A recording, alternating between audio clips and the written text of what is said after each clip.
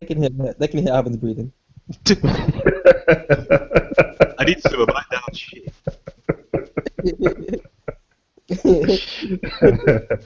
Good evening. Welcome to the Hall of Talks podcast, episode number 3. If you've stuck in with us for the previous 2 episodes, then you should know what we're about by now. If you're new, welcome. This is where myself, Big Gator Man Geek, and Rich will discuss movies, comic books, TV shows, and all the stuff that we love about geek culture. So, as said, I have Alvin and Rich with me. So, guys, say hello. Alvin, say hello. Hello. Evening all. Rich, say hello. Bonjour, ça va? I bet that's about all you know in French, isn't it? No, I know a couple of bad words. Yeah, well, we'll save that for another podcast, yeah. All right, well, thanks for taking the time to join us. Tonight we're going to talk about guilty pleasures. Now, what we mean by guilty pleasures is things that you know deep down inside your heart are terrible, but you love them. Everybody has one, at least one. We have a couple. And we've decided to come up with some of our ideas for things that we would consider to be guilty pleasures, things that you know, we watch it, we read it, we engage with it, and we know it's terrible, but we still carry on watching it, reading it, and enjoying it anyway. What we're going to do tonight is come up with a list of a few different things that we think should make the Hall of Fame for absolute crap in various different categories. So the categories will be movies, TV, comics, and video games. And hopefully by the end of this, we should be able to put some things in the crap Hall of Fame and maybe even make some recommendations to you for things that we think you should be able to go and see. So, guys, shall we start with, well, what do you guys want to start with, actually? I'm usually always starting this stuff off, so... Is that the way first? Okay, you both come up with 2 different things, so we're going to need a coin toss or something. I don't think I can do this. Paper, scissors, rock, paper, scissors. How do you supposed to do? Rock, paper, scissors. Joker. Well, maybe, you know what, I'll start because we kind of need to get on with this. So let me start. I'm going to start off with video games, seeing as neither of you two said that. Now, video games, you know, like I'm a somewhat casual gamer these days, I guess. I just don't seem to have the time to play video games as much as I really used to enjoy it. But Alvin, I know you're a big time gamer. Rich, I know you're a gamer as well. So coming up with a couple of suggestions for like bullshit video games that you absolutely love probably isn't that difficult for us. So Alvin, do you want to go first? What would you recommend for people as a guilty pleasure in video games? Why do you like it? And why do you know deep down it's shit? Okay. Yeah, I come up with Wanted Weapons of Fate. Ooh. Which is the sequel to the Wanted movie, right? And I enjoy Wanted, which is actually a guilty pleasure movie as well. So, but yeah, Wanted Weapons of Fate, man, it was just like, it's okay, and it's a half decent cover-based shooter, but it is shit because it doesn't really offer you anything. It doesn't do anything new for gaming in any way, shape, or form. The graphics were a bit cack. The controls were okay as well. It just doesn't offer that much. But you can fucking curve bullets. It's fucking sick. When you're hid behind some cover and you're like, shit, how do I get out of this one? Oh, I've got a bullet curve saved. And you just line it up and you throw that fucking bullet and it hits someone in the head. That is fucking sick, and I've not played a single other game that's done that ever. So it's one of the most satisfying things to me, where you're just running through that game, sliding about, and then, you know, curving a bullet is just fucking wicked. But everything else about the game is just like mediocre at best. The bosses are pretty shit. They're not that much hassle. I mean, I completed the game in about about 3 or 4 sittings of like maybe about 2 hours of sitting, and then it was done. Not played it again since, and then that was it. But yeah, that's my guilty pleasure game, man. Okay. Yeah, I definitely hear you with Wanted, the video game. That was, I remember getting that as well after the movie came out, and then I think it went back to the shop within about 4 days. I was just like, nope, no, I can't do it. I cannot do it. I cannot sit through this shit. And the curving bullets thing was cool. Don't get me wrong. Yeah. I really did enjoy that, but that was probably the one aspect of the game where I was like, okay, yeah, I can take that. So yeah, Wanted Weapons of Fate goes on the list. Rich, you want to go next? Yep, sure. Okay, so I actually didn't pick a video game. But you know what? After you brought up the topic, and after I've heard what Alvin just put down, I'm gonna go like a similar route of Alvin. Enter the Matrix and Matrix. I went there, early 90s, leather, dark glasses, even in summertime. Yeah, man, I'm there. Listen, you see, like the way how you were talking about Wanted, you could be Neo, the one. Like, you can't get better than that. But True. bullet time, bullet. I remember watching the Matrix in the cinema, and I kid you not, the whole cinema, whenever something like special happened in that film, that everyone was just like, whoa, oh wow. And now you're trying to tell me that I can do this in a video game and be that character. Listen, when that game came out, I bought it straight. And Jay, I bought Enter the Matrix, and you came to my house, and I said, "What up, going out?" I mean, why would I go I'm out? sure we were supposed to go out that night that you got it as well, from what I remember. We just ended up packed inside your house playing Into the Matrix. Yeah, Alvin, listen to this. I got Enter the Matrix. I played it for so long. Jason just went to bed, and then woke up. When he woke up, he was like, "Bro, like, well, have you slept?" I was like, "No." You know what? I'm waiting for you to mention the best bit of that game. You know what? To tell the truth, there's so many. You know what it is? Fighting Agent Smith was amazing.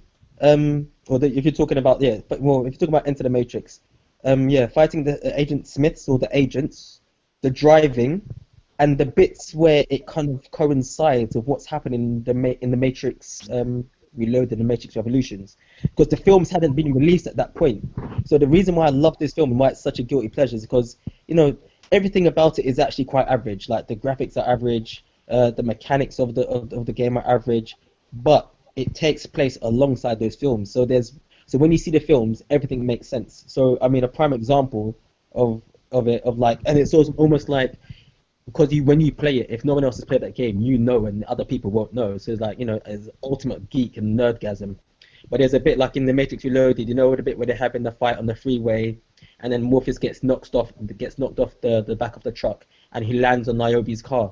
Basically, in the game, one of the levels is that you have to get to this truck where you see Morpheus fighting against Agent Smith, and there's one bit where you're kind of driving on one side of the road, and the cars on the other, and the trucks on the other side, and you can see them fighting on top, and you have to get to the back of the truck just before Agent Smith, or one of the agents, sorry, punches Morpheus off the truck, and then you catch him. Shit, son. Do you know how happy that made you feel? Wow, that's all I'm gonna say. As for Enter the Matrix, the path of Neo, you could be Neo. It was the same exact thing as the one that I was just talking about, but you could be the main character. Like, you could be the one. Take into account that when I first saw the Matrix, that's the film that actually eventually made me take up martial arts, and now I could do it. And now I could do it on the screen. That's it. I'm sold. That was it, man. Did you know Okay. the hacking? The hacking was a wicked bit of Enter the Matrix when you get the sword and all that. I don't know if you ever did that. Hold on. What, the path of Neo or Enter the Matrix? Enter the Matrix, the hacking section. Oh, so hold on, where you have to put codes in and stuff like that, right? Yeah, that. I spent like a good few hours on that, like Oh, good. after I completed the game. think I got like all of them. Yeah. But then, like, listen, like, I mean, I'm sure as some of these listeners will hear, I'm an intelligent guy, but I'm still like to think with my fists and stuff. So when it came to hacking stuff, I was like, I just wanna get to the main game and just shoot guns and kick people in slow motion. It was a dope game. You're making me want to play it again, actually, to be honest. God, I Yeah. don't want to play it. I don't. I thought it was fucking awful. But at the same time, no, I totally understand what you're saying about the idea that you could be the one. You know, when we went to, I remember when me and you went to watch the Matrix in cinema, and how we literally, like, when they did the first bullet time scene with Trinity and the police officers in the building, and literally I think the cinema kind of audibly gasped and went because it was just, nobody had ever seen anything like that before, you know, on a movie. And when you had a video game that was saying you could do this stuff in the game and you could control that character and you could be a part of that world, I was like, well, hell yeah. That's how could that ever be a bad thing? And then you play the game and you're like, okay, it's cool, but it's not quite the same as the movie, really. It's a bit glitchy and a bit weird. The movement's a bit weird. The physics is a bit kind of off, and you know, the characters run like they're a jelly at times, and it's all a bit Running through walls, glitching. yeah. It just was weird. But definitely that the fact is, you know, you settled in your mind that it's the Matrix, so like, I'm going to like it regardless. So Enter the Matrix is definitely a good one, so we'll put that on there. And it was Enter the Matrix, Richard, yeah? Not The Path of Neo. No. Listen, if we're gonna talk about the Matrix, we're gonna do it properly. You have to put both of them on. All right, fair enough. All right, fair enough. Okay, so we've got Wanted, Weapons of Fate, Enter the Matrix, and The Path of Neo. Right, so my choice, I was kind of thinking of things that, like, I really enjoyed playing a while back, and then I played recently, and I was just horrified by it, and there isn't many. I was thinking of putting down Yakuza from PS2.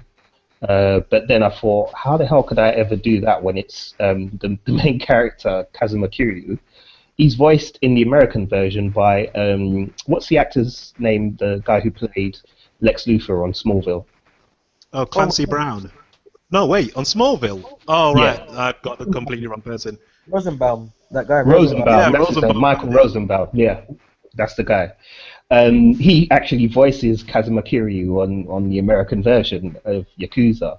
So it was like you were a Yakuza gangster walking around Tokyo sounding like Lex Luthor. I was like, this is just epic. Like, I don't even care that the fight scenes are shit and that the mechanics are shit and that the controls are sticky. I don't care. This is amazing. But when I thought about it, there's actually another game that, honestly, I managed to play this again about 2 years ago. No, in fact, I managed to play it again very, very recently.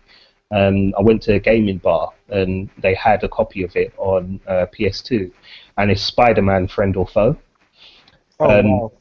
That game is unbelievably bad. Like, unbelievably bad.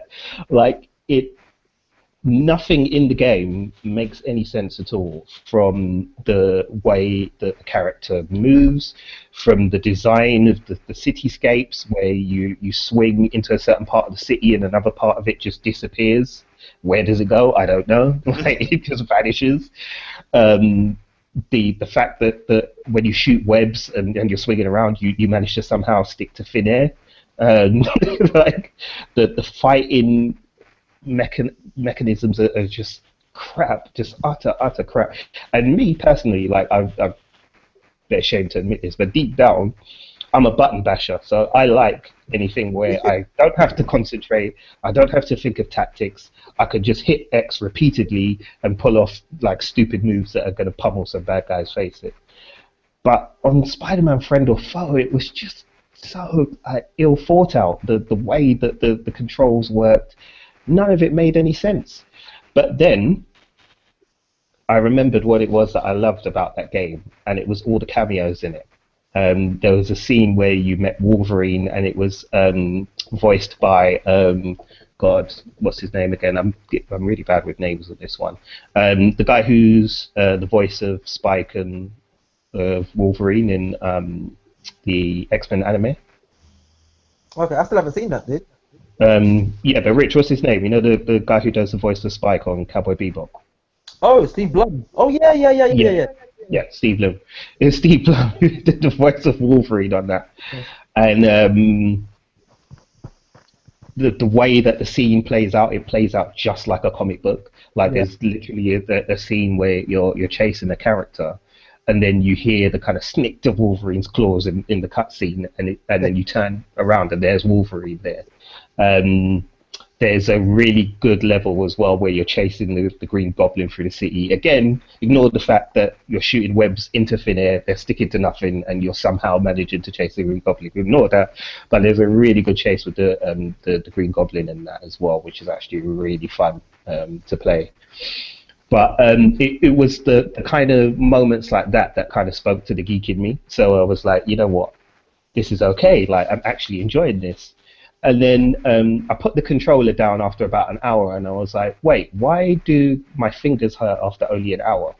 I was like, oh yeah, because you don't actually have to do anything in this game other than just press random buttons at random times and hope that something cools off, because the way that the game is thought out, there's just no kind of logic to it whatsoever. So for me, like, Spider-Man Friend or Foe was a game that was really, really crappy, but at the same time really addictive on that kind of geeky, I need geeky shit level, you know. So for me, that was my choice. So Spider-Man Friend or Foe is the one that I'm going to put forward. Right, so we need to pick one of these guys to go in the Craptastic Hall of Fame. Yeah. So what do you reckon? We've got Wanted, Weapons of Fate, Enter the Matrix, The Path of Neo, and Spider-Man Friend or Foe. I'm going to go for Enter the Matrix. I want Enter the Matrix in there because that is I forgot how much I enjoyed that, but also at the same time hated how it looked. Yeah. Rich? Well, you know, I'm going to go for Enter the Matrix just for the simple fact that that and the sequels of the original film are prime examples of something which started off so golden, but then ended up so then bronzed and brown. Like they literally just pulled their pants down and took a crap over that entire franchise. It's like, we've done all this hard work, now let's completely ruin it. But it was like a polished turd. That's what it's like. Yes. It was so good looking, but it was shit. The rest of the movies, polished turd. All right, so I think I'm going to go with Enter the Matrix as well, because I think there's, while I did kind of like The Path of Neo in some way, I didn't really feel guilty about playing it, because I was still Neo. That's the way I saw it. Whereas in Enter the Matrix, you're two random characters that you didn't even get introduced to before, because they introduced that game before the film came out. So you didn't even get any real thorough introduction into who those two characters were. And then all of a sudden, oh, look, that's the two characters I was playing in the game. And it's like, what? That don't mean no sense. Yeah.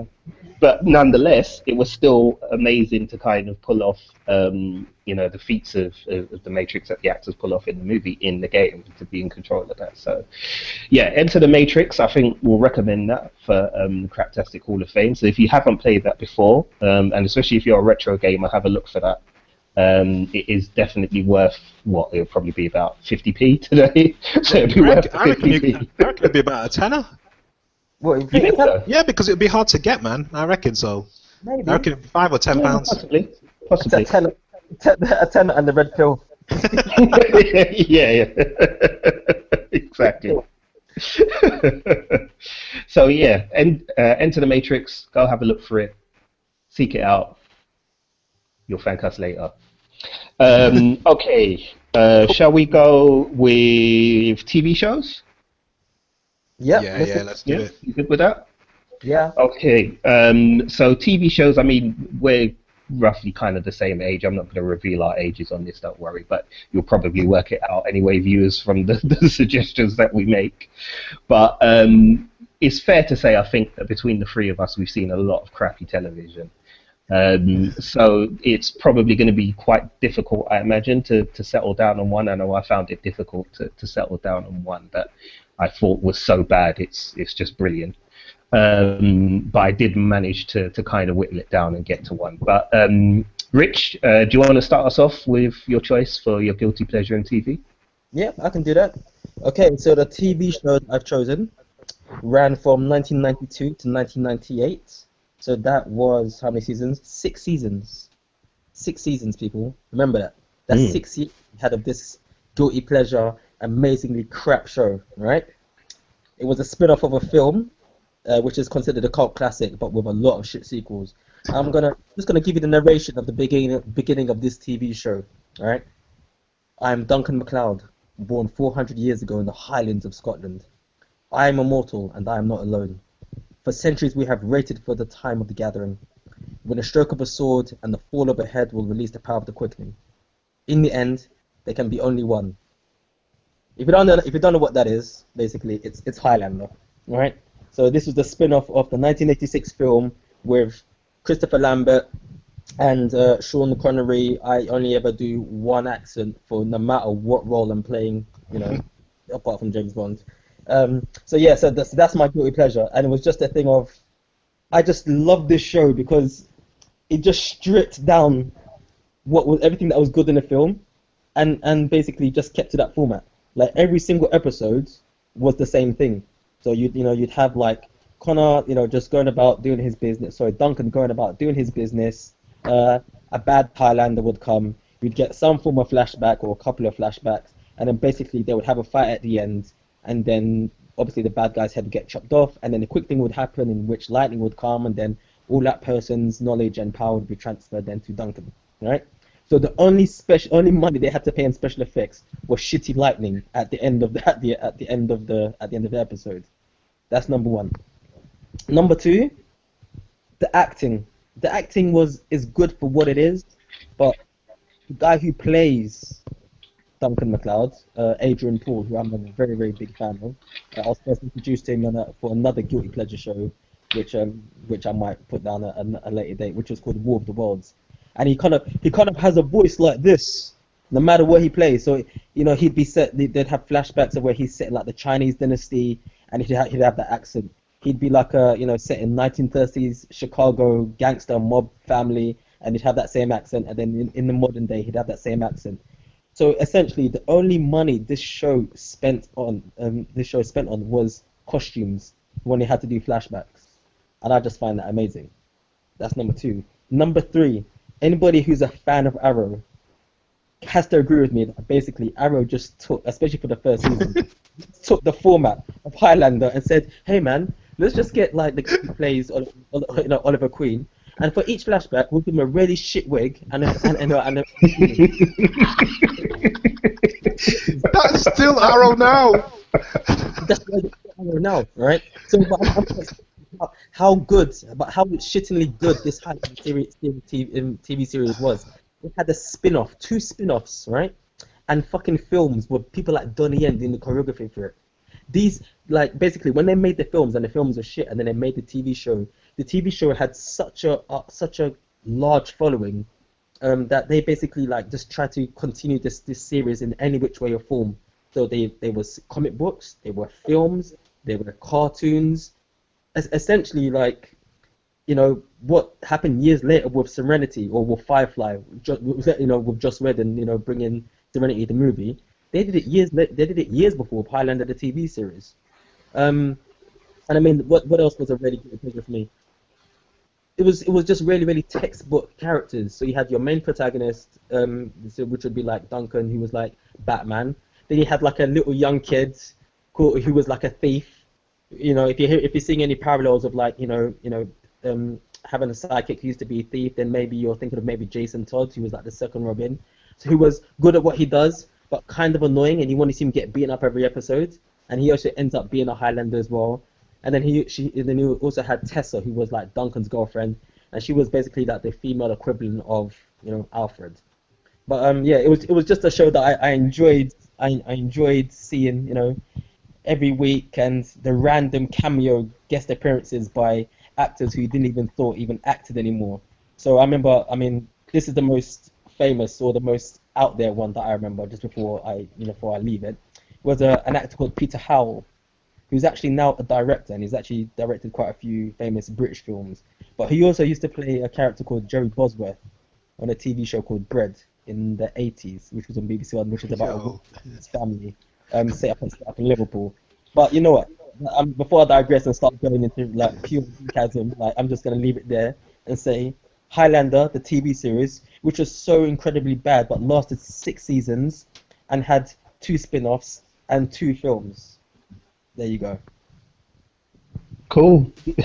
I'm amazed at the way you managed to draw parallels between Highlander and Batman and Robin. Like, I think you paid high praise to Highlander with that, because that TV show, wow.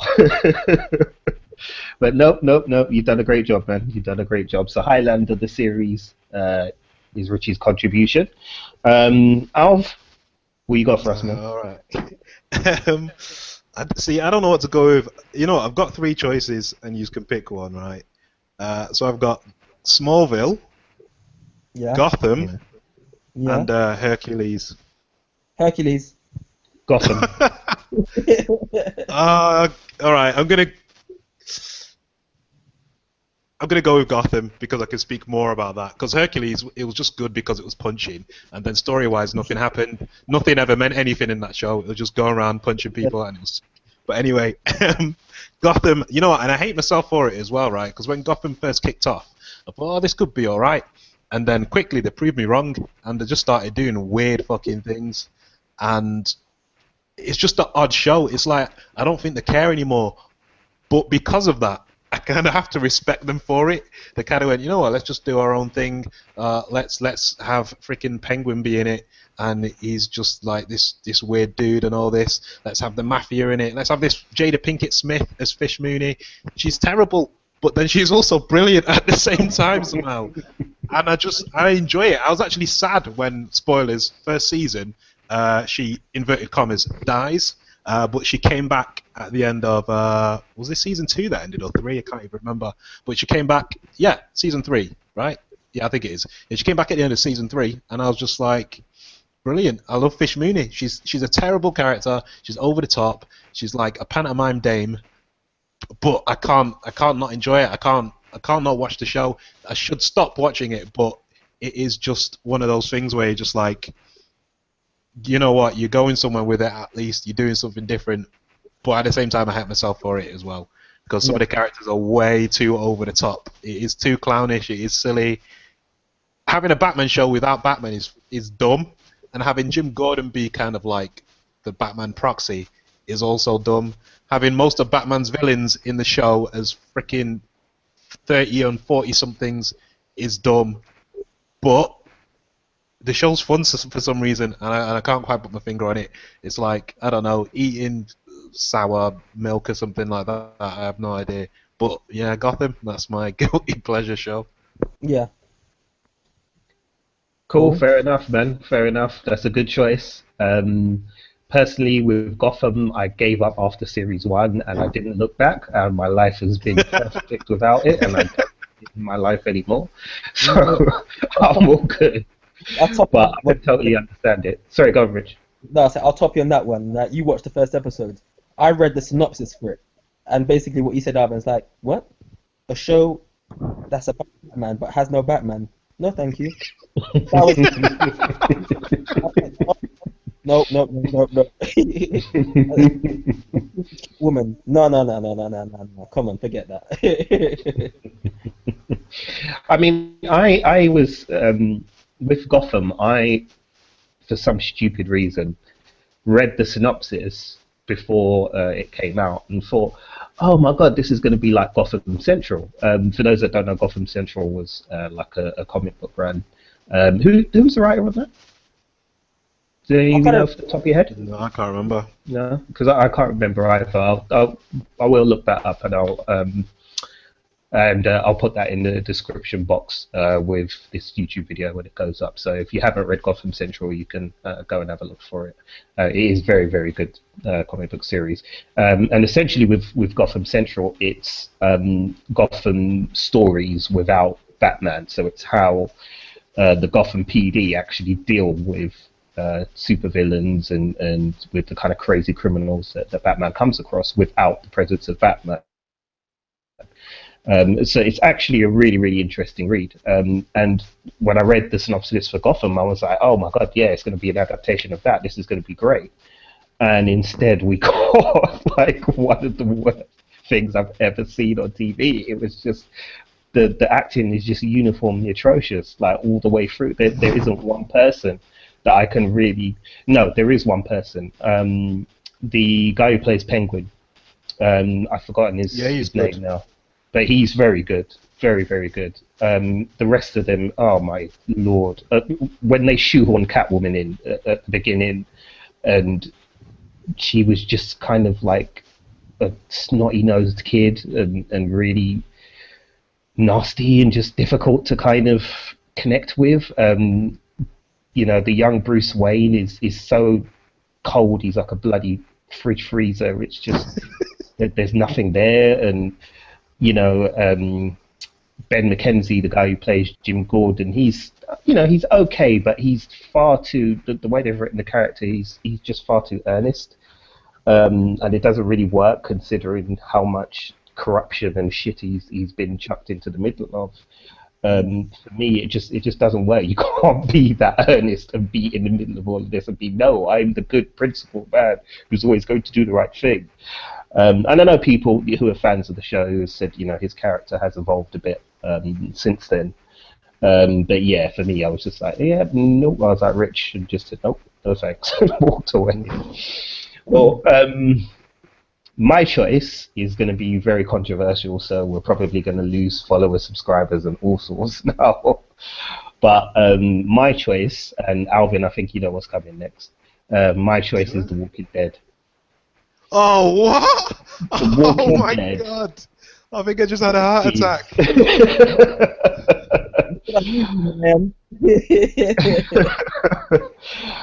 For me, The Walking Dead, I think it was maybe... see, a lot of people complained about season 2, and I found it boring. It was very slow, but I felt the character development at that point was okay. The problem was for me after season 2, they just rinse and repeat the same storyline again and again and again, and it just became like too much for me. I couldn't take it anymore. Like when I'm watching a TV show, and I get invested in it, and then I get invested in some of the characters. What I want to see is kind of a progression. I want you to see you kind of push characters into different directions, and that worked well with some characters at the beginning. I mean, Glenn is like a really strong character, one of my favorites in the show because of the progression he's gone through, and because of the fact that his progression has seemed realistic as well. Carol, on the other hand, is, I don't know what the hell's gone on there, because it's like she's become a female Rambo or something. Like, I don't get it. I really don't get it. And whilst watching her like take on the bad guys at Terminus was epic, and I won't lie about that. That was just amazing fun to watch.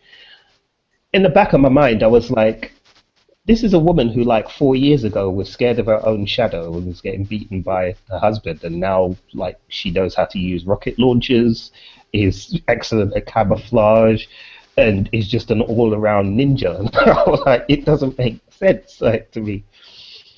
I also don't like the way they just kind of kill off anybody that they know is not going to be part of the main character storylines and the main characters. Like in the comic books, for example, they have no problem with building a character up and then killing them off if there's nowhere for that character to go. And it it leaves an impact on you, because you're like, wow, I actually was starting to like that character. I really liked where they were going. Certainly on the first, I would say, the first 4 seasons of The Walking Dead, you could pretty much tell who was going to die. They were walking around with dead tattooed on their foreheads, because you just knew the writers didn't give a fuck what these people were doing. They were just like, yeah, you're here to fill in the background, connect the dots, give us some exposition, and oops, oh sorry, you served your purpose, bye, and off you go. And they keep doing it all the time. And then the misdirect with Glenn, as much as it was quite emotional for me to watch Glenn go, get trapped underneath the guy who kills himself, I forgot his name, and then the walkers come along and attack. That was really tough to watch, because I was like, oh my God, like this guy that I really, really have enjoyed watching, perhaps my favorite character in the show, who's gone through this amazing progression, has met this gritty end. And I was actually, in a way, kind of happy with it, because I was kind of like, you know what, it made sense. It made sense for him to kind of lose his life in that way, because that's the type of guy he was. He was going to be somebody who would still be trying to talk down a guy who's tried to kill him, who is trying to kill himself in front of him, and is probably endangering him in the process. That suited Glenn. So then when he somehow survived by hiding under a bin for God knows how long without needing to piss, shit, eat, or do anything else that normal people do in those kind of situations, and rolled out and was fine, I was like, come on, man. Like, I get it that people love, like the fans of the show love the relationship between him and Maggie, and I do like it too. They do play off each other very, very well. But, like, really? Really? He survived that, really? I'm a big-time comic book reader, movie watcher. I can suspend my disbelief, believe me. But that, to me, was a bridge too far. So for me, the Walking Dead, I still going to end up watching it. I hated what they did at the end of the recent season, where they showed Negan arriving and then showed a POV shot of him beating some mystery person over the head. I hated that. Like, it was like, it's such a cheap trick to make sure that everybody comes back to watch the next season. It's like, why do that? You're already raking in, like, they easily pull in 4 million viewers minimum an episode. I mean, last season they were pulling in like something like 14 million viewers per episode. Like, they're raking in viewers. They're not losing viewers. So why did you need to do that at the end of the episode? You could have just told everybody, okay, Negan's turned up. He's going to kill somebody, and he's going to kill Glenn. Look, he's bashing his head in, and then leave them on that cliff. People have to process that and think, wow, shit, like, what is coming next season? Like, a character that I've grown to love has been killed off by Negan. Instead, it's like, well, we don't know what's going to happen. Oh, that's a big mystery. No, it's not. It's just frustrating, and it doesn't surprise me that a load of people complained about it at the end. So yeah, for me, it's such a frustrating watch. And yet, having said all of that, I'm probably still going to tune in when it comes back on the air again. And I've said so many times before, I'm done with this show. I'm done investing in it. I'm done caring about it. The writers are just manipulating me to make sure I keep watching the show. But you know what? I'm their bitch now. So I've just accepted it, and as I said, I'll be tuning in when the new season starts. So what do you think, guys, for our recommendation for Guilty Pleasure for TV? Do we go with Highlander the series, The Walking Dead, or Gotham? I'm going to go with Walking Dead. Yeah. Alf, I know that's gonna hurt, man. So come on, Yeah, back it. you know what, right? Just because like I'm a bit of a slave to that show, I'll back The Walking Dead just so it wins, because I like it. So I'm saying The Walking Dead. Any wins a good way. Anything to keep hold of them damn Yeah. walkers. Well, I think out of the three, Highlander the series is craptastic, Rich. I do love it as well. I'll admit that. There's something about Adrian Paul doing one accent in regardless of where he is or what time frame he's in history, that he's only able to speak in one accent. That's very endearing. But yeah, I can probably take it or leave it with that. Yeah. And Gotham, well, yeah, said fuck Gotham. So yeah, it's gonna have to be The Walking Dead, I think. So folks, we're gonna enter The Walking Dead onto our Craptastic list recommendations. Those of you who are watching this are probably familiar with the show, but I'll put up a link for where you can watch it anyway at the end of the video in the comments box. Okay, so we've done video games and we've done TV shows. So let's get on to the big two then. Right, shall we go for comic books, guys? Yep, let's do it. Yeah. All right. Right. Who went first last time? Rich went first, didn't you? So Alf, you're up, mate. What's your recommendation for comics? Okay. 2, did you say? No, it could just be one, unless you've got two. No, one. Cool. Awesome. Then I'm going to go with, and I wasn't going to go with this originally, but I'm going to go with Star Wars Kanan, which features Kanan Jarrus from the Star Wars Rebels. And, well, I mean, good because it's Star Wars, and it's got, obviously, Jedi and flashbacks and fighting, and it's actually got pretty good art, but really, I don't give a toss about what happens in it at all. The story of Kanan Jarrus as Caleb Doom, I think his previous name was, when he was a bloody Padawan, I actually don't give a shit about. It's like, he should have told his story freaking when bloody Clone Wars was happening in episode 2 and 3. That's the point that you should have freaking shown as this character and all that business. So to go back is just kind of like yawn, freaking prequel period and all this shit anyway. Fucking, what can you tell me? I know he survived because it's a bloody flashback, bloody comic, all freaking 12 episodes. So it means fuck all. It doesn't mean a goddamn thing. Yeah, but it's fucking really Star Wars, through. and it's Jedi, and it's force push, force pull, fucking jumping about, deflecting blaster bolts and all that shit. It's fucking Star Wars, isn't it? So it's just like, oh, fuck. It's like I'm a slave to Star Wars comics. Like, I get them all. Half of them I don't even enjoy. Like, I'm not even enjoying Darth Vader at the moment because all he does is walk around, kills everyone. Anyone who gets introduced isn't gonna survive, or is gonna die at some point. They introduced some black like freaking Imperial, which was bloody weird because they're retroactively diversifying Star Wars, which just comes across as odd. So now when you watch A New Hope, it's like it stands out. You know what I mean? Well, anyway, yeah, even in that. But yeah, Star Wars comics in general at the moment, the miniseries are pretty good. This is what I was saying earlier today, actually. The miniseries are pretty good, apart from Princess Leia. But everything else is just kind of like, there's no suspense here. But yeah, it's pretty much Star Wars comics as a whole, but particularly Star Wars Kanan. That's the main one. Okay. All right, cool. Star Wars Kanan then goes on the list. We'll just write that down. Rich, my choice is probably going to cause me to be quite emotional.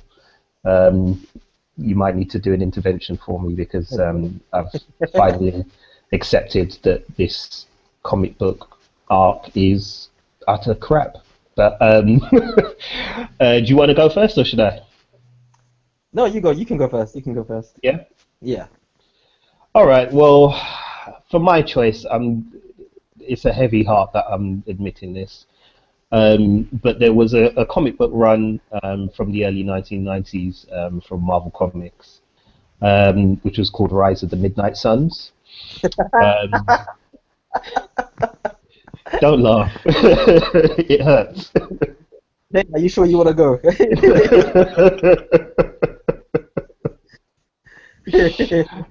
Rise of the Midnight Suns is very much kind of the Marvel's Gothic line, for those who don't know about that comic book run. And it featured a shit ton of characters, loads and loads and loads of them. And it came out at a time when I was really into like the Gothic stuff that Marvel were doing. So I used to read a lot of Doctor Strange back issues, and all kinds of things that dealt with demons and interdimensional kind of alternate universes and all of that kind of stuff. And Rise of the Midnight Suns had like what I considered at the time to be one of the best teams going. I actually got the list down here on the iPad, so let me just run through it quickly. So at different times, the team consisted of the Night Stalkers, which was Blade, Frank Drake, and Hannibal King, Morbius the Living Vampire, the team that was known as the Spirits of Vengeance, which was Danny Ketch as Ghost Rider, Johnny Blaze, who was Ghost Rider as well, and then Michael Baldino, who was Vengeance, and the Darkhold Redeemers, which was Sam Buchanan, Victoria Montesi, and Louise Hastings.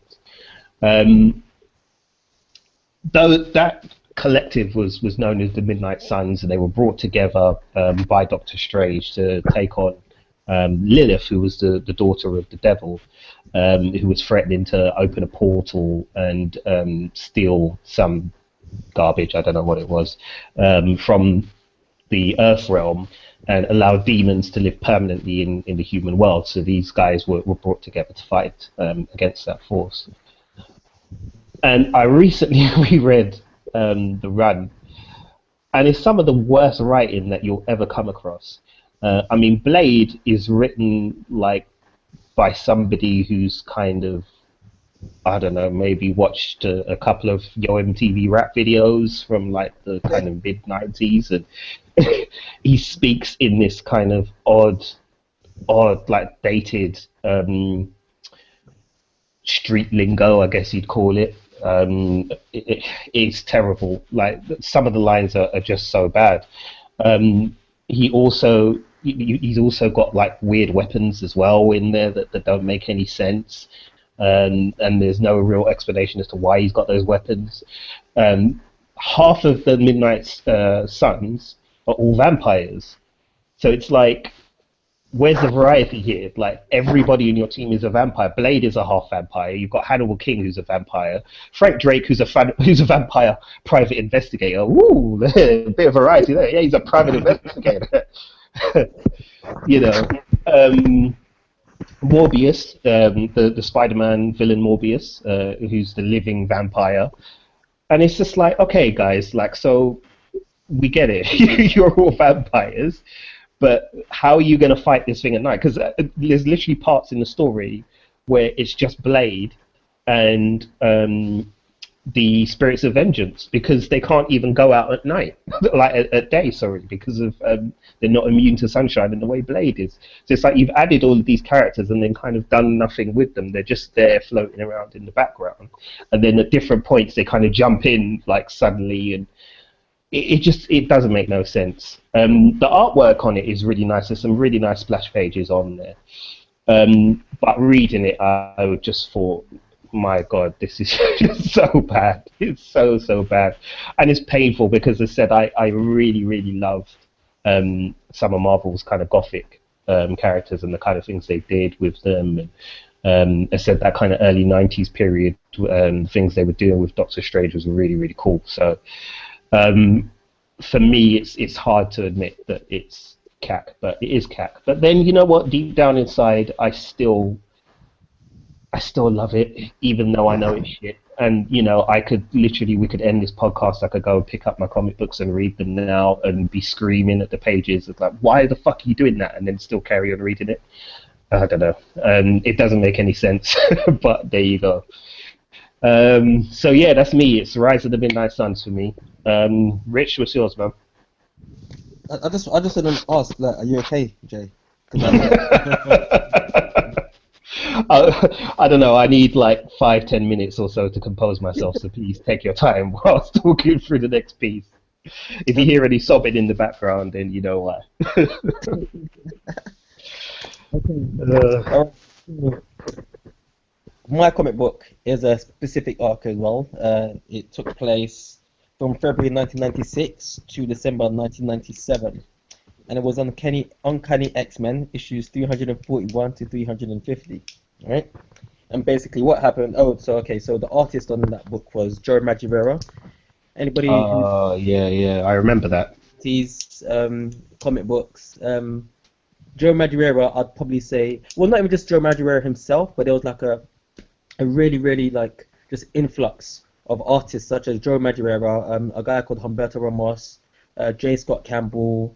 I think even Michael Turner book came out around that time as well, where they basically had all these really amazing different styles of art. But I'm talking like you could tell that they were looking to different parts of like the world to that that helped influence how they were putting these characters onto the page. So but I mean, but sticking to not to digress, but Joe Madureira was the artist for Uncanny X-Men, and his art style was an amazing like anime, Japanese animations, like just there on the screen. I mean, it was the closest thing I'd ever seen to anime on paper without having to pick up a manga book, which you'd have to read back to front and would be in color, which already I was automatically put off. Um, but anyway, basically what happens that issues 341 to 350, the X-Men teams get split into two, and both get thrown out of their comfort zone. So on one side, basically, one team gets transported to space, and one team stays on Earth. The team that stays on Earth actually ends up participating in a story arc called Operation Zero Tolerance, which is about a sentinel which is being spliced with like human DNA, I think, and it's after all of the mutants and their X-Mansion gets blown up, and they capture Jubilee and they find out all the secrets, and the X-Men essentially go on a run. It basically becomes like a road trip for them. But that's not the story I'm going to be concentrating on. The story I'm going to be concentrating on is the second team that actually gets transported to space by Gladiator, who's part of the Shire Royal Guard, who's basically looking for help because they have to fight this mysterious villain. Now I'm going to say one thing. When somebody like Gladiator comes asking for help, you know you've got shitloads of trouble coming your way, because Gladiator has gone toe-to-toe with Thor, he's gone toe-to-toe with, with the Hulk. This guy is a true badass. But anyway, the team he ends up taking with him to space consists of Bishop, Gambit, Joseph, in brackets, who is the clone of Magneto, Rogue, Beast, and Beast's then girlfriend, Trish Tilby, who's like some anchor woman for like a TV station or something. And basically they end up fighting this alien organism or sentient organism called the Phalanx. And basically it's just them fighting against this. The Phalanx's main ambition in life, or main mission in life, is to assimilate all human life. So imagine a comic book version of the Borg, except that they were actually living machines, like liquid living machines. So like almost like the Terminator T-1000. But anyway, so they end up having these fights with the Phalanx, end up coming back to Earth and being taken hostage by two other amazing characters called Spat and Grovel. Spat, like a 13-year-old Shana, she-devil of the jungle, and Grovel is just this big lizard who I'd imagine the way how his voice was his voice was written would sound like someone from Brooklyn. But anyway, they've done some work with Gambit before, and they actually captured the X-Men, and they try and split them up by trying to divulge like secrets of each member. But this isn't why this is my guilty pleasure. Throughout this whole series, right, throughout this whole arc, there's this three-way love triangle, right, between Gambit, Joseph, who is the clone of Magneto, and Rogue. Anybody who's an old school X-Men fan will know that at some point, Rogue and Magneto actually had like a proper full-on relationship. So where everyone thought that Joseph was like Magneto just de-aged, they were like, oh my god, so what's gonna happen to to the original Romeo and Juliet star-crossed lovers of our X-Men universe, which is Gambit and Rogue. So I actually remember reading like the letters pages of people like, and it was divided, like people saying like, oh my god, you know what, like, you know, you got to keep Rogue with Gambit, he's worked so hard, you can't give Rogue to, you know, to Joseph, he's Magneto, he's killed people, he's ripped the adamantium out of Wolverine, he's done really, really bad things. Let me tell you something, when I was reading this story arc, I wasn't a comic book fan saying, oh my god, like, Gambit's telekinetic, hyperkinetic throwing cards, or the way how Rogue can absorb powers. No, I wasn't interested in that. I was a 15-year-old girl called Stacy, wanted to see these two people get together and just happily ever after. That's how it was, man. I might as well have been watching Dawson's Creek when I was reading this arc, yeah? Because every single month, like, and basically how it worked is that each issue would actually alternate between, you know, each team. So one month would be Operation Zero Tolerance, the other month would be like the space one. And I would still buy Operation Zero Tolerance because, like I said, this is a guilty pleasure and I need to have all issues. But really what I wanted to see was happening with the, you know, the Star-Crossed Lovers up in space. And I mean, essentially how it ends is, spoiler, is you find out that Gambit, after years and years and years of having this terrible secret, you find out that he was the person that led the Marauders down into the Morlock tunnels for Mr. Sinister and got a lot of the Morlocks killed. Basically, Rogue finds out, gets really, really upset, and basically kicks him out of the X-Men. But I just remember this whole thing of like I remember like Gambit just being, if Gambit was like in a 90s TV show or was like in a 90s film, like he would be played by, let me think of somebody. Did any of you guys used to watch Beverly Hills 90210? Yeah, so he would be played by Dylan, the guy who played Dylan, where he's just constantly frowning. Yeah, almost like there's a cloud just hovering over his head. There's a bit in one of the comic books where they've just finished defeating the Phalanx, but they have to like they're having this celebration, and then Gambit's got no top on and he's like in the woods somewhere and he's burying the dead, and there's this scene where it's kind of like a silhouette shadow and he's got no top on, and there's a moonlight and he's standing in that pose where that pose of like how men stand when they're meant to be like, yeah, I'm a man who's got a lot in his mind. That stereotypical pose. And I was like, shit, man, that's how I want to be when I get older. I don't want to be just clean cut. I just want to be this guy who's got so many conflicting things but just wants a good woman, but even though that woman doesn't want me. This is my guilty pleasure for X-Men. Uncanny X-Men issue 341 to 350, where I live with a 15-year-old girl called Stacy. All right, thanks, Rich. Well, I don't know. I don't think. You see, I don't think we can put that in because that actually sounds like a good arc. Like, it doesn't sound like the arc is shit. It actually sounds like it's good. And also because I liked the payoff at the end where you found out about Gambit leading to the death of the Morlocks and him being cast out of the X-Men. I actually really liked that. And I think I still do. So I don't know, I'm a bit conflicted about that one. Alvin, what do you reckon? Yeah, it doesn't sound too bad. You know what I mean? It's like, at least there's actual conflict going on there, you know what I mean? And it doesn't really seem like it has... It seems like it's got maybe slightly cheesy points, but that relationship, like you said, that's like one of the crux of X-Men at the time. It's just like, it's iconic, and you were living it as it was happening. So it doesn't actually sound that bad. Okay. Yeah, I mean, based on your description of it, I would actually like go read it now, like because of the way you described it. Like, I think it's actually good. So yeah, I don't think we could put that one on the list. So it's going to come down to, I think, either Star Wars Kanan or Night Stalkers, Rise of the Midnight Suns. What do you think? God, this is hurting me to say it, but I think it's going to have to be Rise of the Midnight Suns, to be honest. The artwork is so good, though. Like, I was just checking out the artwork, and I was like, shit, this looks freaking awesome. You know what I mean? Yeah, the artwork's amazing. It is. It's just the writing. There's just like, God. I mean, like the character of Vengeance, who's one of the spirits of vengeance. I mean, Jesus Christ, they go to like no lengths at all to explain how he got the spirit of vengeance at all. But he's some police officer, like talking about like mid-90s cliches, Rich. Yeah. He's a character called Michael Baldino. Yeah. He's an Italian-American cop, homicide cop, whose partner was killed in front of him. So he carries anger in his heart and a burning desire to see vengeance carried out against those who have committed crimes. And literally every scene that he's in, he's drawn in a way where he's either sitting in a chair and his head's down and he's skulking, or they've drawn him deliberately in like half shadow across his face. So like half of his face is kind of covered in darkness.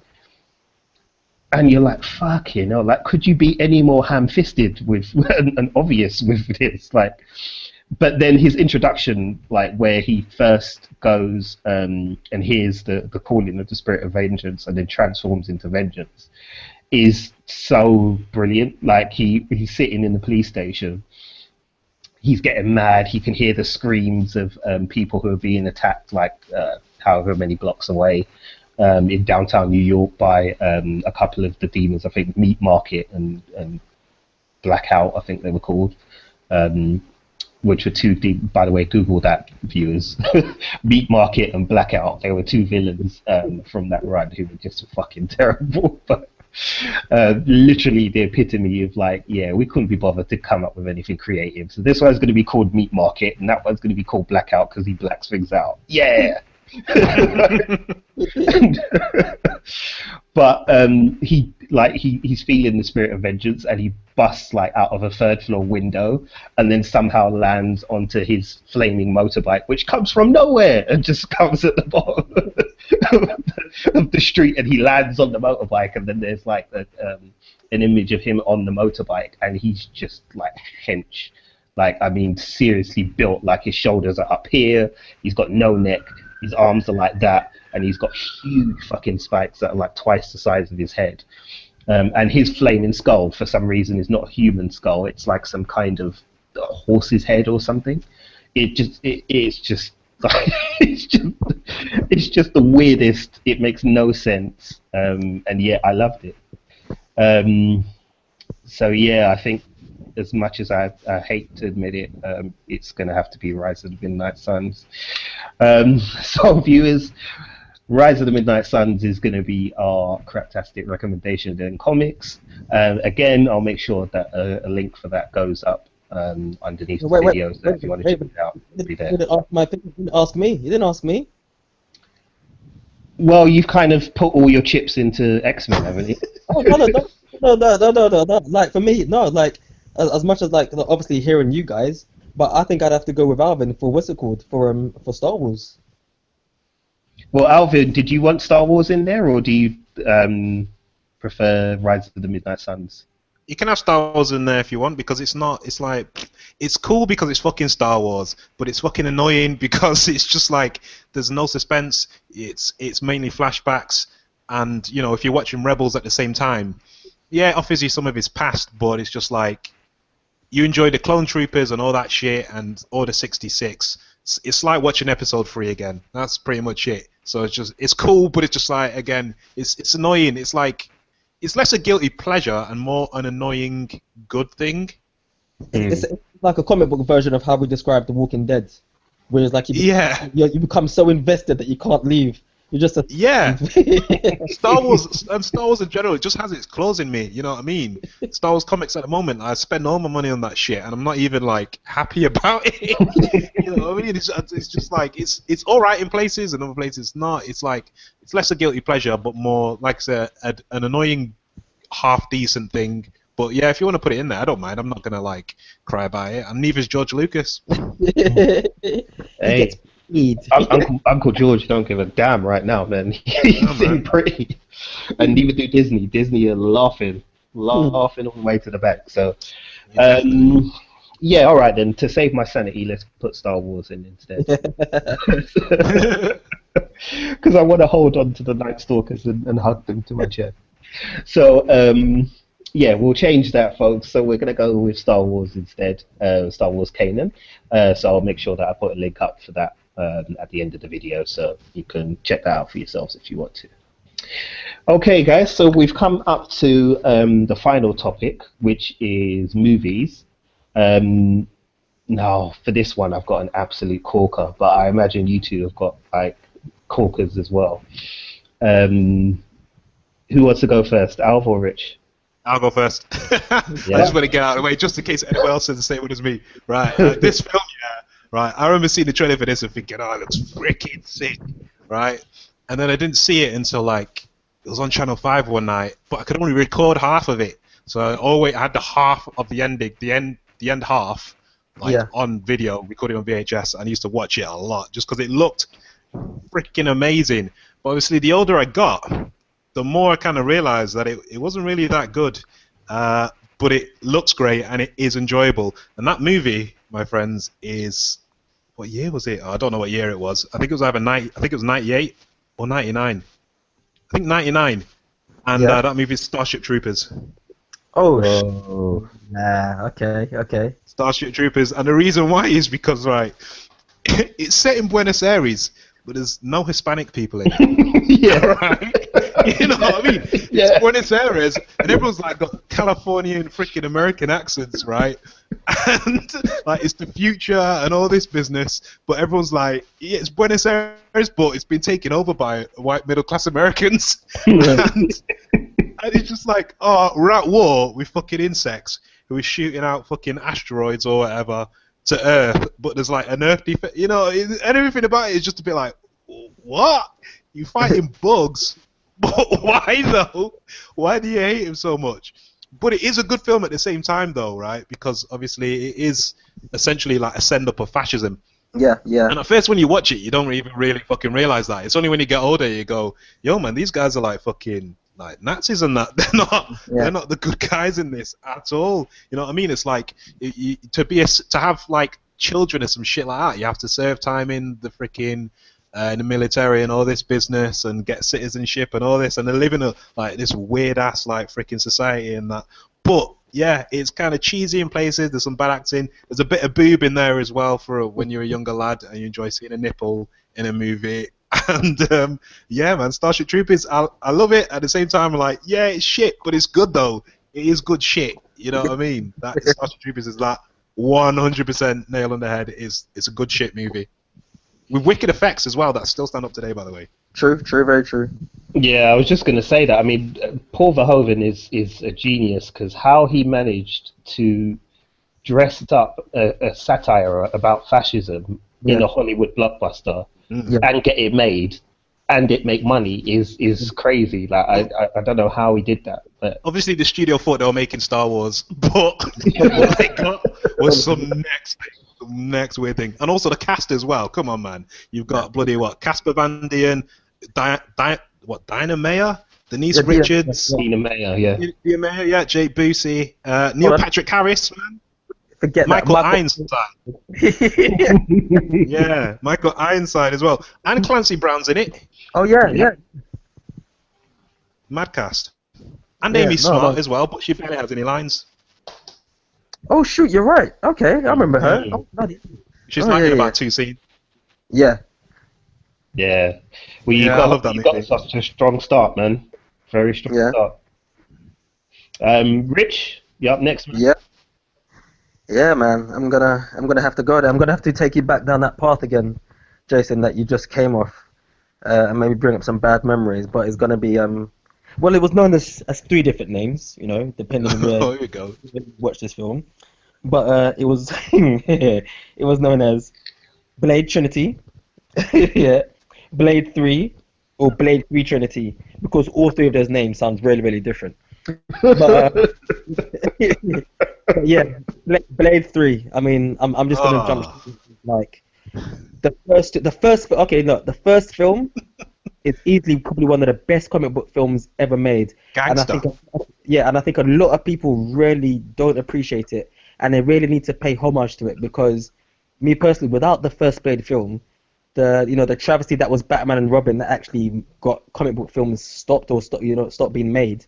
It kind of put everything back on. Remember, the original Blade film came out before X-Men, So like, so I think he just did everything. It was just an amazing film. And then Blade 2 just just upped the ante with Guillermo del Toro at the helm, and basically just opened up the world of what else was there, and it just seemed to be like like on a really really really good path. And then Blade Trinity came out, and you was like, what? Who? Like, what the fuck? Like, Wesley, I'm gonna break it down. Wesley didn't even look hench anymore. Like, he didn't look. He wasn't ripped. He had, I'm not body shaming or anything, but I'm just saying that the thing about Wesley, what he did for Blade in the first two films, that he generally was that superhero. He looked at like that superhero. The same way how Chris Evans, when you look at Chris Evans in Fantastic Four, when he plays the Human Torch, and you see him as Captain America now, like he physically looks like Captain America. He embodies America. Yeah.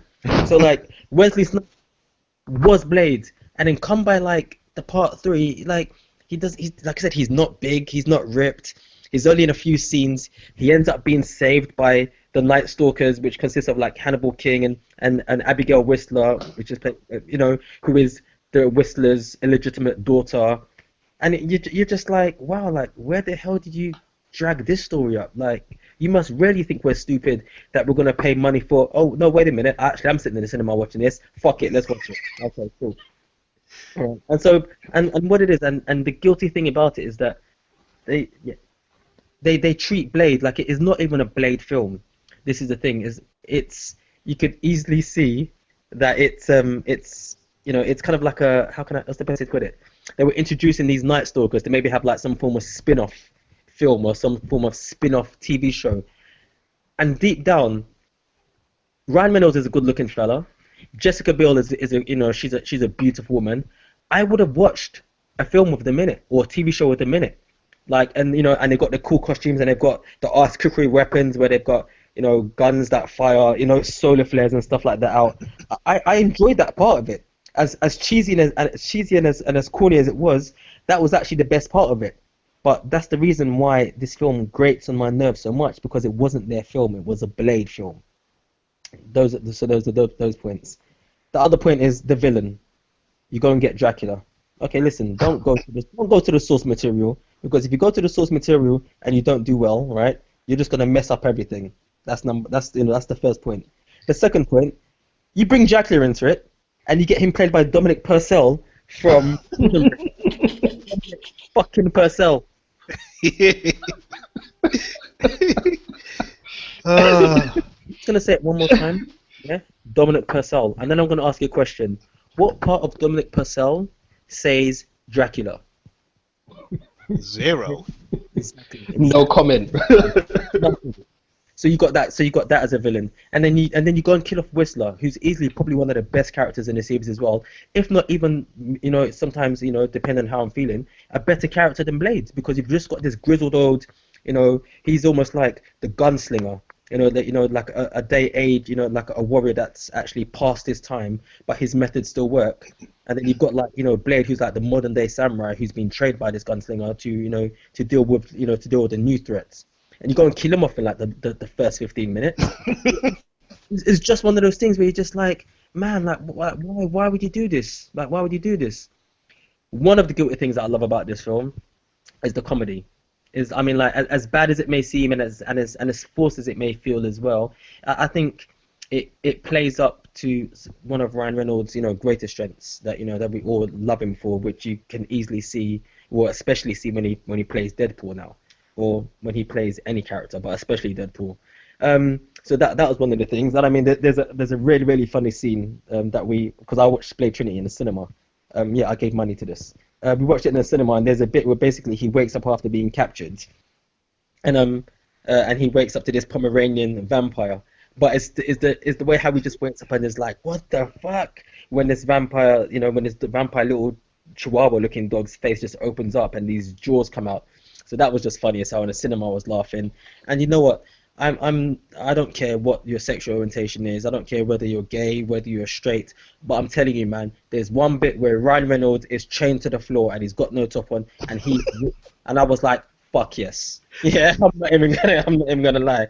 Yeah, if I was in prison and I had to hold someone's pocket, I would hold his pocket. Yeah, and number two, if I go training, that's what I'm gonna look like, right? So there's that, and then yeah. So I mean, like it's like I said. So and whenever I do watch this film over, I mean, I had it on DVD at one point, and I got rid of it. But when it does come on TV, I always watch it because there's always that little part of me where I'm thinking that, maybe it's not going to be as bad as the last time. Maybe I'm going to see some form of spark that will be like, oh wow, I missed that bit, and it might change my whole outlook of the film. I mean, there's certain scenes in it where like Blade isn't even being played by Wesley Snipes, and you can tell this is how much you can tell that he embodied the character of Blade, because you can tell physically by the way how this person's walking or the way how this person's fighting that that's not Wesley. So I mean, like it's sad to the end of what should have been like an amazing trilogy, but it's still very much a guilty pleasure of mine, and I love the ending. I love the ending where there's a special ending where they kill all the vampires, and basically the next type of villains that you see them fighting against are basically werewolves, and that would have led into like a Night Stalker spin-off. Is that on the DVD? Because I've never seen that, and I'm actually quite shocked because it's a deleted ending. I've seen an alternate one. No, I've not seen an alternate one. Alternate ending. Because there's 3 different endings for Blade Trinity. 3? There's 3. There's one where he becomes the vampire. He wakes up in the morgue and you see him attack the FBI agents and bite them on the neck. Yeah, I think I've seen that one. And then the next one is basically, what is it again? Is where you find they have Blade's body on the autopsy table, and then it changes into Drake's, and then basically it just decomposes. Yeah.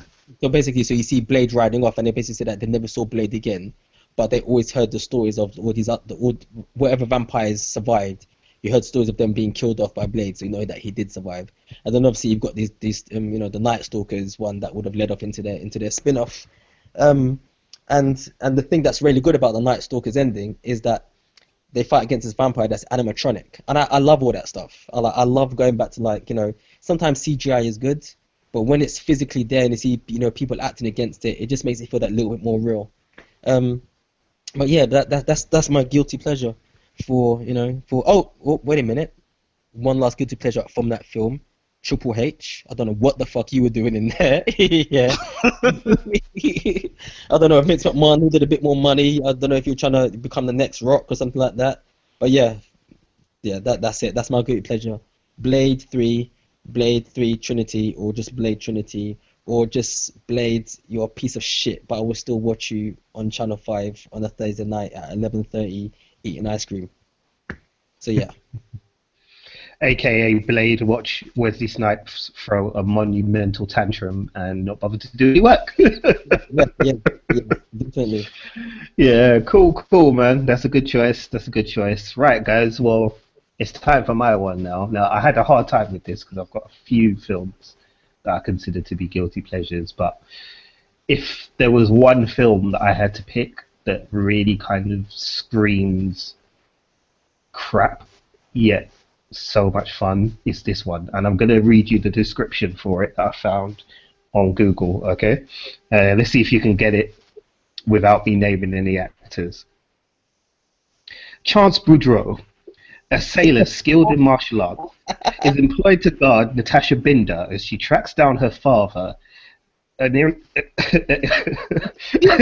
even finish it. It's itinerant Vietnam veteran living in New Orleans named Douglas. They soon uncover a sinister group of wealthy men who hunt the homeless for sport, paying them $10,000 if they could survive a cross-town journey. Jason, when Chance discovers that Natasha's father was one of the victims, he decides to destroy the evil hunters. You've won. You've just won this because I'm back in that movie. I love that mullet. I love that it's set in New Orleans. I love all the weird accents. I love that it's on BBC One on a Friday near midnight. And I love the scene where he jumps over where he jumps over the bloody, when he's on the bike. Amazing film. Amazing. Guys, everybody who's watching, if you haven't worked out what we're talking about yet, the film is called Hard Target. It's a film that stars the muscles from Brussels himself, Jean-Claude Van Damme. And it was the American directorial debut of one of my favorite directors, John Woo. Now, this film is where do you begin? There's so much shitty joy to take out of this movie. It's like from the dialogue, which is just wow. There's some fantastic lines in there. Everything from "How does it feel to be hunted?" to, to "Poor people get bored too." To God, what was the other one that he Arnold Vosloo's line, "I don't get angry. I'm a professional." He literally says it like that. There's just so much utter garbage brilliance in this film. This is a 1992 action movie. It incorporated martial arts because obviously it stars Jean-Claude Van Damme. And you use martial arts in the loosest sense of the term. Now, not because there's anything wrong necessarily with Jean-Claude Van Damme's martial art, more just that the choreography is so woeful that literally when there are slow-mo scenes, you can actually see that his foot is a good 5, 6, 7 inches away from the stuntman's face. Yeah. Yet somehow the stuntman is flying through the air like he's just been hit by a haymaker from the Incredible Hulk. The mullet, as you mentioned, Alvin, is world class. World class. I mean, it's greasy and sweaty at the same time. There are footballers from the early 90s who must have been jealous of that hairstyle because that it was just peak mullet. That's the phrase I'll use. Peak mullet. So the cast had bloody Lance Henriksen in it. It had, as said, Arnold Vosloo. It had Wilford Brimley, diabetes Wilford Brimley, as Jean-Claude Van Damme's uncle. Like, it's just bonkers, stupid genius like, to include Wilford Brimley in this kind of film. The action scenes in it some of them are actually really, really good. Some of in particular, there's a shootout in the middle of the streets in New Orleans that leads to a motorbike chase that then leads to them jumping onto a speeding train. That was really good. That's really fun to watch. But whenever you watch that movie, it's just like you cannot help but die a little bit inside how bad it is. Like, you literally feel your soul being crushed slowly. And like your conscience is just there at the back of your brain going, why are you doing this? Why are you doing this? And then the fucking teenage boy in you is going, shut up! I like Jean-Claude Van Damme, shut up! This film it must go down as an absolute classic in my opinion. Rich, did you want to add something to Listen, it's a hard target. I'm not even joking. Like, I actually want to go and see that film. Like you said, the mullet. I swear to God, he has a shirt that has no sleeves. Like he has a shirt with ripped off sleeves, or does he have a vest? Where he has a vest.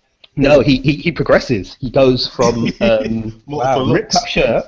He goes up from full sailor kit, so like peacoat, denim shirt. Then the peacoat comes off when the first shootout starts. So it's just the denim shirt, and then when they're on the run in the jungle, the denim shirt like slowly starts to go, and then towards the end of the scene, the climax, when he has for some reason a fist fight with Lance Henriksen. Like, why would you choreograph a fist fight between Jean-Claude Van Damme and Lance Henriksen? Lance Henriksen's a great actor. But why? Why would you do that? Anyway, in this part of the movie, he somehow manages to lose his denim shirt, and he's wrapping bits of it around his hand so he could jump through some flaming fire to give him a kiss. It's unbelievable. But sorry, go on, Richard. Yeah, there's just so many good scenes in it, and the thing about that film, and the thing about Van Damme anyway, is that whenever I see his good films, it really upsets me that he actually could have been something. Like he genuinely could like I think he had a lot of potential that people like Sylvester Stallone, Steven Seagal, Schwarzenegger, which they literally like they were just there because they were kind of like the first. But Van Damme genuinely did have something, and like when you watch, like you said, when you watch Hard Target, as much as it's like a bad good film, like you can see the goodness in it, and oh man, it bring that film brings tears to my eyes, man. Yeah, but I love it, man. He knocks out a rattlesnake, doesn't he? Does he knock out a rattlesnake? Yes, he does, and that scene Yes, is he does. wicked. That scene is just immense. He manages to catch a rattlesnake with one hand that's about to strike Yancey Butler. He catches it with one hand, punches the rattlesnake in the face to knock it out, then bites off his tail with his teeth and leaves it in a tree for the bad guy who are following. It's like they kind of gave that part of script writing duty to some kid, to some 10-year-old. It's like, okay, he's gonna punch a snake in the face, and then he's gonna put it in the tree, and leave it in the tree for the bad guys. And just as the bad guys come, the snake's gonna come out and bite somebody in the face. There's just no kind. They literally just went, you know what? Fuck logic. Fuck science. We don't care. We just want a scene with Jean-Claude punching a snake in the face. In fact, I wouldn't be surprised if Jean-Claude himself said, "I want to punch a snake in the face," and they said, "Okay, Jean-Claude, we'll put that in." Probably. I'll tell you one thing as well. Probably when his clothes started derobing, that was like, he probably read it and said, "No, wait, guys, please, come here. Okay, so I'm reading this scene, and I think what would make this scene very, very good. She's just found out that her father is dead.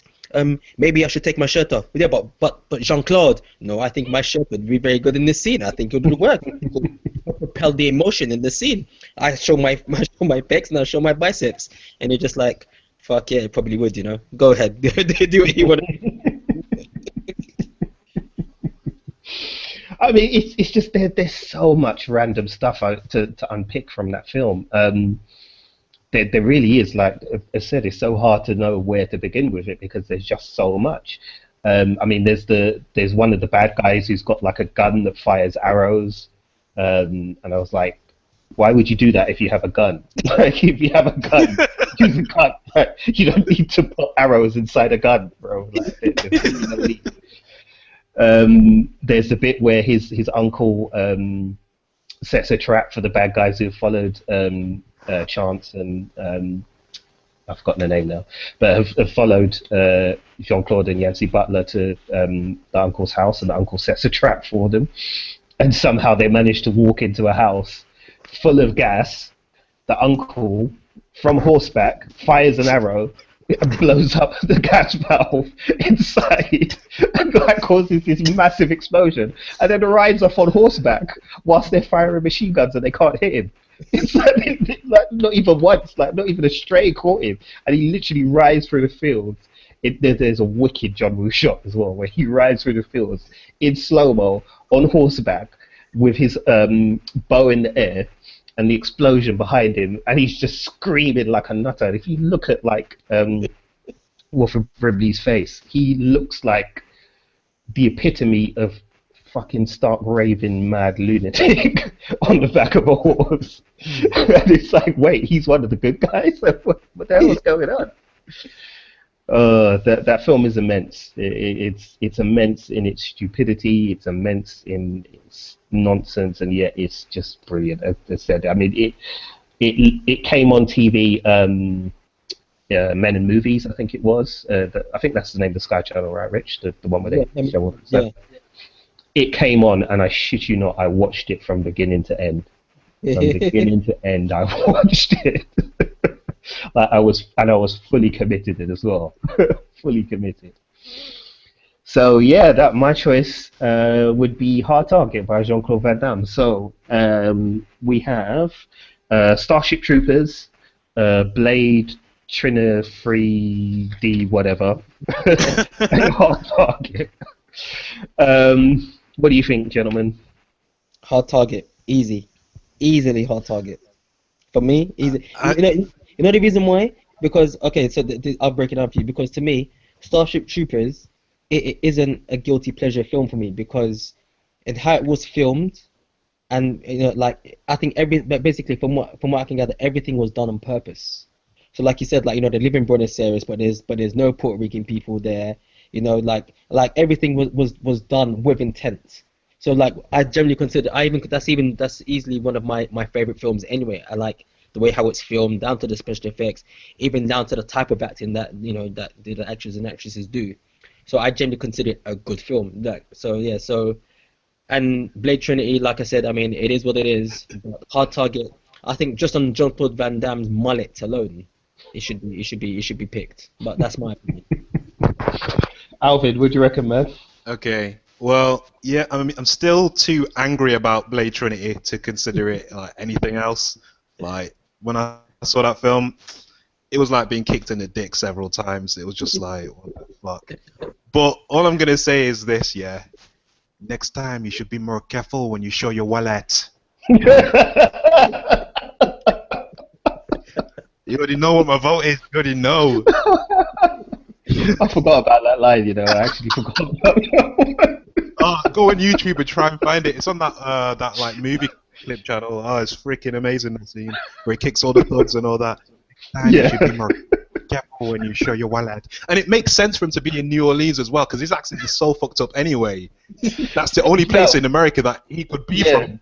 Do you know, I believe that was the only reason why they set that film in New Orleans, was purely because it was the only way they could possibly explain his fucked up accent without like kind of just coming out and saying the guy can't speak properly. What can we do?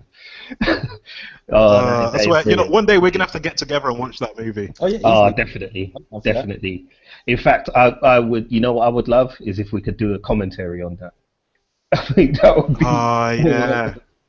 Awesome. That's something we're gonna have to do, man, for sure. Well, I Put it on the list. Yeah, we'll get to that. But yeah, I think by a landslide, it looks like Hard Target is gonna go on the craptastic recommendations. All right, so cool. Thank you, guys. So viewers, we've got our list together of our craptastic recommendations. So just to go over them to make sure there's nothing that we missed out, we have for video games, we have Enter the Matrix.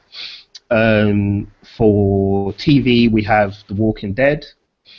For comics, we have Star Wars Kanan.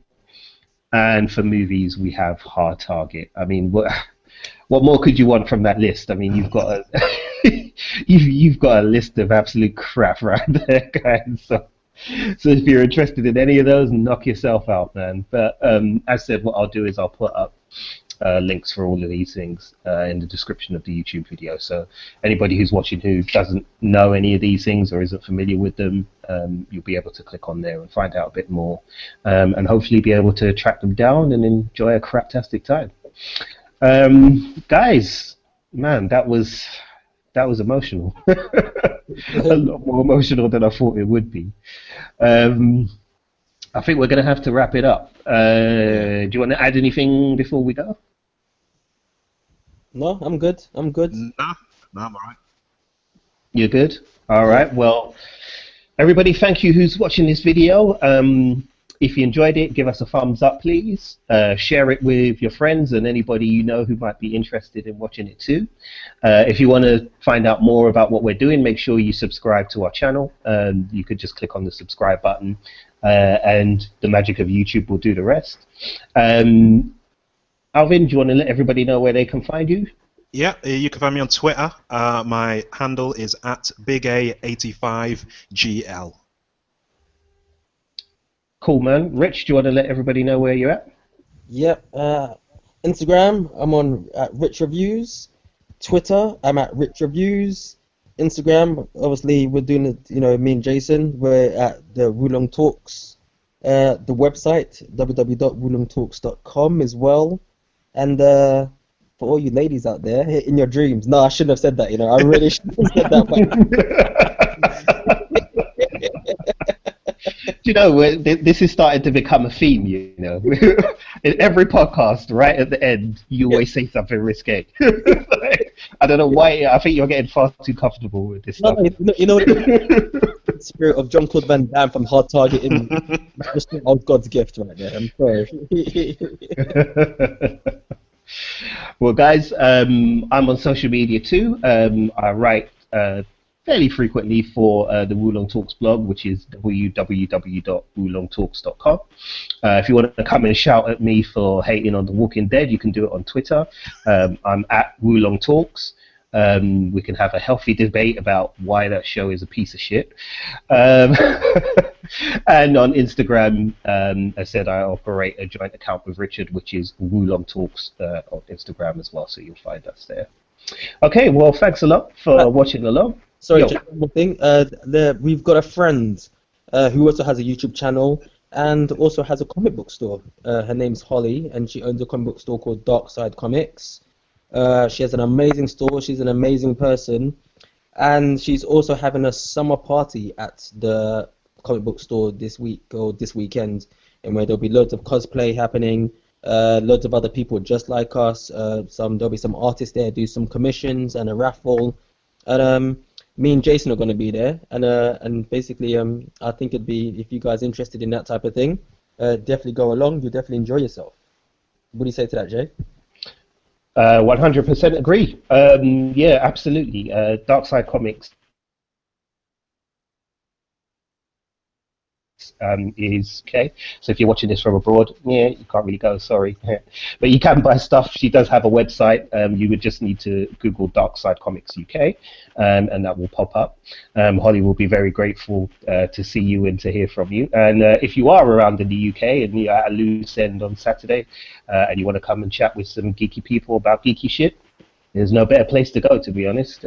She's very friendly, she's very welcoming, she's very knowledgeable as well, so she'll probably hook you up with some of the best comic book titles that are out available at the moment, as well as lots of other merchandise and apparel as well. What I'll do is I'll put a link to her website also in the video description as well, so if you do want to go and have a look at the kind of things that she has to offer, you just need to click on the link and it will take you there. All right, cool. Thanks a lot, guys, for tonight. It's been a blast. I've had a really good time. I've laughed. I've cried a little bit over the Night Stalkers.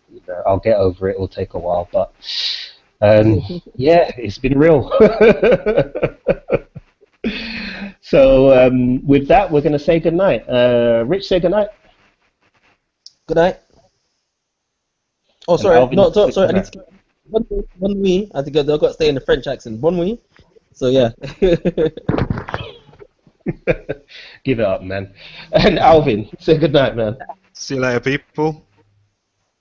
All right, and that is all for us. We'll be back again real soon, and when we have a topic coming up, we'll let you know. So stay tuned and make sure you subscribe.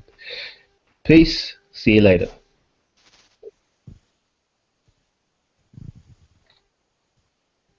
We off?